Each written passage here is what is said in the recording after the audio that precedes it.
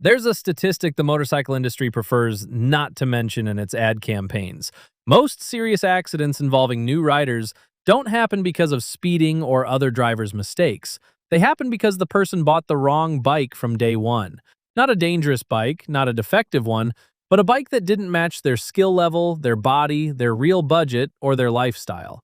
And here's the uncomfortable part. The brands know it, the dealers know it, and they still keep pushing first-time buyers toward the most expensive, biggest, or coolest model in the lineup. Today we're breaking down the 7 mistakes thousands of people make in Europe, Asia, the US, and everywhere else before signing off on a motorcycle purchase. And you're probably making some of these mistakes right now without even realizing it. It doesn't matter if you're looking at a Japanese bike with decades of history, a European brand with a long legacy, or a Chinese newcomer to the market. The 7 mistakes coming up cut across every brand, every budget, and every country. Let's get into it.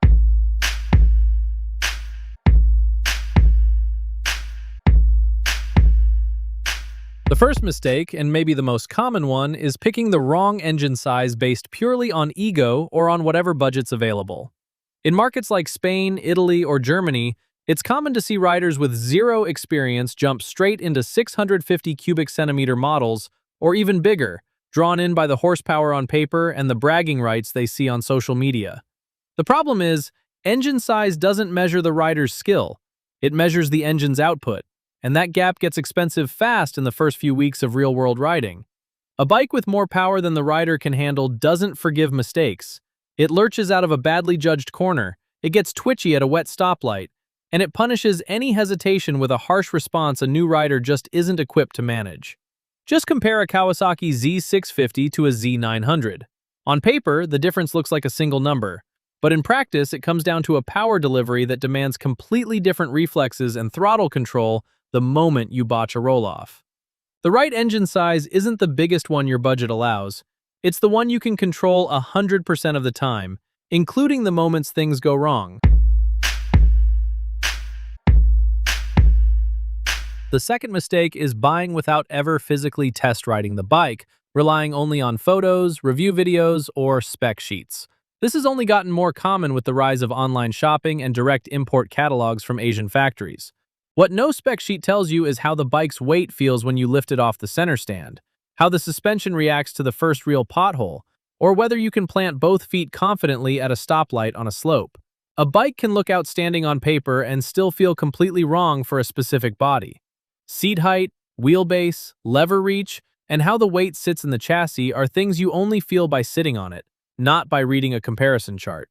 2 bikes in the same class, like a Honda CB500F and a CF Moto 450NK, can put up similar horsepower numbers and still feel worlds apart once you're on them, whether you're taking a corner or braking because of tank shape, seat width, and ride height.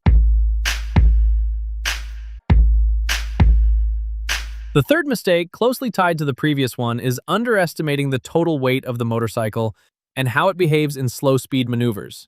This is where big displacement dual sport and adventure models generate the most buyer's remorse. A large adventure bike can feel stable and confident at 75 miles an hour on the open road, but turns into a real physical struggle when you're threading it through a tight parking lot, sitting in heavy city traffic, or trying to pick it back up after a low-speed tip-over. Models like the BMW F850 GS or the Benelli TRK 702X easily top 440 pounds wet, a weight that a shorter or less experienced rider may not be able to safely hold up if something goes wrong on uneven ground.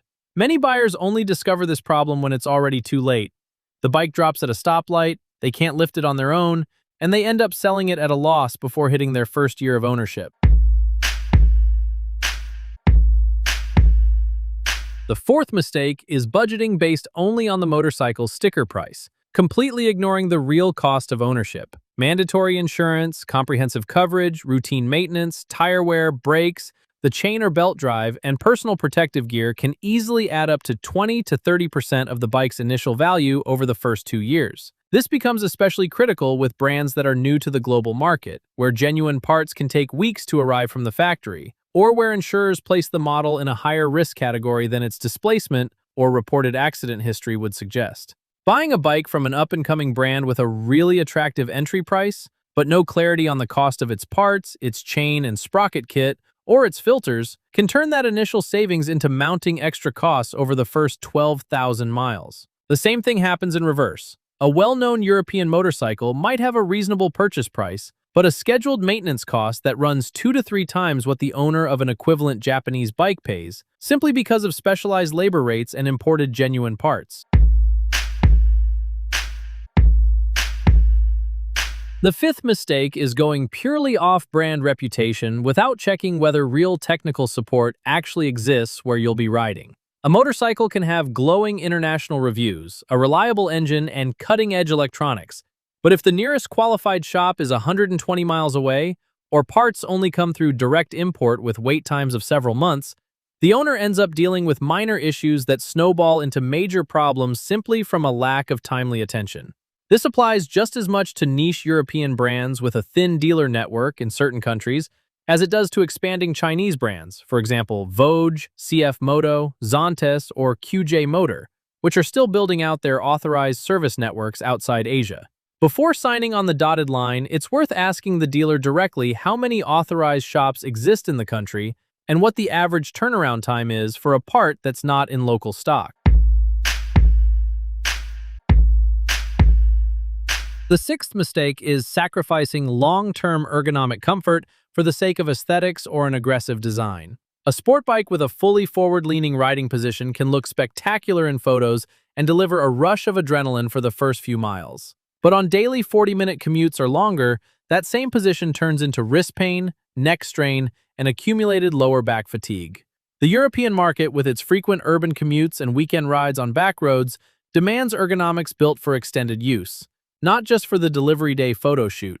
A Yamaha R7 and a Yamaha MT-07 share the same mechanical heart, but the riding posture of each one determines whether that bike works for a daily commute or only for short weekend rides. Before buying, it's essential to picture the actual route you'll be riding. If the bike is mainly for city use, comfort needs to outweigh track day looks.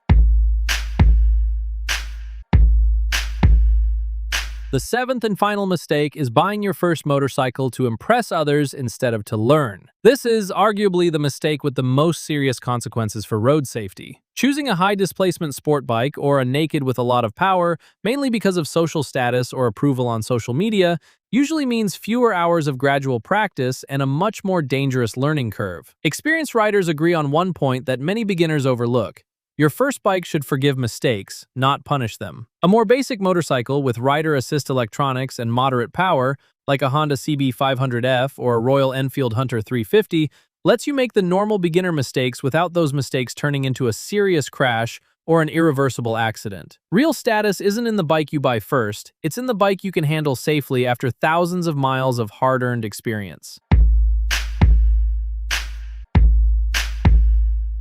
In the end, choosing a motorcycle shouldn't be an emotional decision made in 5 minutes in front of a glossy catalog. It should be a process that combines real riding experience, an honest budget calculation, a check on local technical support, and a sincere self-assessment of your own skill level as a rider. The 7 mistakes we just covered show up again and again in markets across Europe, Latin America, Asia, and North America, regardless of brand, country, or the buyer's purchasing power. Because they all come from the same root cause: buying with a racing heart and without the full picture in front of you. If you're about to take the step toward your first or your next motorcycle, take the time to test ride it, calculate the real cost, and be honest with yourself about what you actually need versus what you simply want. Thanks for joining us for this breakdown. See you in the next video.